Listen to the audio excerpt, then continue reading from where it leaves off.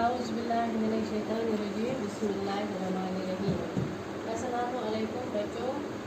आज पर उस्तों से फर्स्ट क्लास उर्दू असमांस हुरूफ़ी तहजी की आवाज़।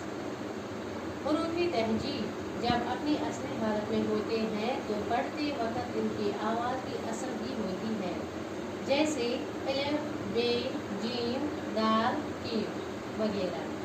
लेकिन जब हुरूफ़ तहजी का इस्तेमाल किसी लफ्ज़ में होता है तो लफ्ज़ की साख के एतबार से इनकी आवाज़ें बदल जाती हैं।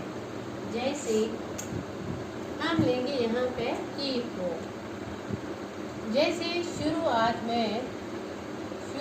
में अगर हम कीफ लिखेंगे तो कैसे कीफ से कोई लफ्ज़ बनाएंगे हम। कीफ अलिफ रे कार, कीफ सिन अलिफ सार नून किसान, कीफ बेवाहू तेरे तर कबूतर। अब लिखेंगे हम दरमियान में कीफ की आवाज़ बदल जाती है। दरमियान में कीफ मीम सीन कीफ अलिफ नून मुस्कान, मीम कीफ अलिफ नून मकान, दाल अलिफ कीफ डेरे डॉक्टर। अब आ गया ये दरमियान में। अब लिखना है हमें आखिर में उसकी शक्ल और बदलती है,